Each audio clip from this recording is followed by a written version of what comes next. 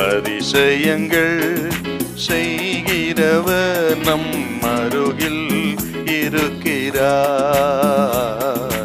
அற்புதங்கள் செய்கிறவர் என்றும் நமக்குள் வசிக்கிறார். நியாயாதிபதிகள் 6:11-12. அதற்கு பின்பு கர்த்தருடைய தூதனானவர் வந்து அபேசியரனான யோவாசின் ஊராகிய ஓப்ராவில் இருக்கும் ஒரு கர்வாலி மரத்தின் கீழ் உட்கார்ந்தார். அப்பொழுது அவனுடைய குமாரன் கிதியோன் கோதுமையை மீதியானியரின் கைக்கு தப்புவிக்கிறதற்காக ஆழைக்கு சமீபமாய் அதை போரடித்தான். கர்த்தருடைய தூதனானவர் அவனுக்கு தரிசனமாகி, பராக்கிரமசாலியே, கர்த்தர் உன்னோட இருக்கிறார். பார்த்தீங்களா? அதுதாங்க கிதியோனின் அழைப்பு. கிதியோனை கொண்டு ஒரே மனுஷனை முறியடிக்கிறது போல மீதியானிய கூட்டம் முழுவதும் முறியடித்தார். அந்த அழைப்பை எங்க பெறுகிறார்னா, சாதாரணமா போரடிக்கிற தன் வேலை செய்கிற ஒரு நேரத்திலே.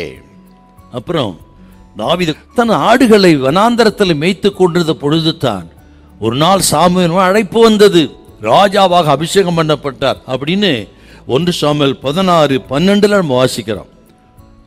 அப்புறம் புதிய ஏற்பாட்டு வந்து பாருங்க, பேதுரு, யோவான், யாக்கோபு அவர்கள் சாதாரணமாக மீன் பிடித்து கொண்டிருக்கும் பொழுது தான் ஆண்டவர் அவளை அழைத்து படகை ஆழத்துக்கு தள்ளி கொண்டு போய் என்று சொல்லி வலைகளை போட்டபோது திரளான மீன்களை பிடித்தார். அங்கே தான் தேவன் அவர்களை ஒழித்து அழைத்தார்.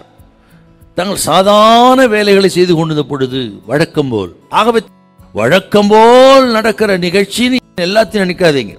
எப்பொழுது அழைப்போர் நமக்கு தெரியாது, எப்பொழுது தேவனை அழைப்பார் என்று நமக்கு தெரியாது, தேவ திட்டம் எப்பொழுது துவங்கும் என்று நமக்கு தெரியாது. ஆகையினால் இதை கேட்கிற தேவ பிள்ளைகள் எப்பொழுதுமே நீங்க ஆயத்தமா இருக்கணும். அதுதான் ரொம்ப முக்கியம். இன்னொன்னு சொல்லுகிறேன், நீங்கள் அவைலபிளாக இருக்கணும். இதோ ஆண்டவருக்கு நான் அடிமை, இதோ நான் இருக்கிறேன் என்று ஆண்டவர் அழைக்கும் பொழுது நீங்கள் புறப்படுகிற, நீங்கள் ஆயத்தமாக இருக்கிறவங்களாம் இருக்க வேண்டும். நீங்க அவைலபிளா இருக்கணுங்க. அதுதான் ரொம்ப முக்கியம். அது உங்களோட தான் கர்த்தர் பேசுகிறார். ஆண்டவர் யாரை கொண்டு என்ன செய்வது தெரியாது, ஆனால் உங்களோடு கர்த்தர் பேசுகிறார். ஆயத்தமாயிருங்கள், அவைலபிளாக இருங்கள், கவனமாயிருங்கள். எந்த சமயத்திலும் நிகழ்ச்சியிலும் சம்பாஷணையிலும் கர்த்தர் உங்களோடு பேச முடியும். ஒரு சிறிய பிரசங்கமா இருக்கலாம், சின்ன ஜெபக்கூட்டமா கூட இருக்கலாம், ஆராதனையா இருக்கலாம், எதுவோ ஆயத்தமா இருங்கள். நிச்சயமா உங்களுக்கு அழைப்பு வரும், பயன்படுத்துவார். கர்த்தருடைய வேலை உங்கள் மூலம் செயல்படும் பொழுது எத்தனை ஆச்சரியம். ஹல்லேலூயா, ஹல்லேலூயா.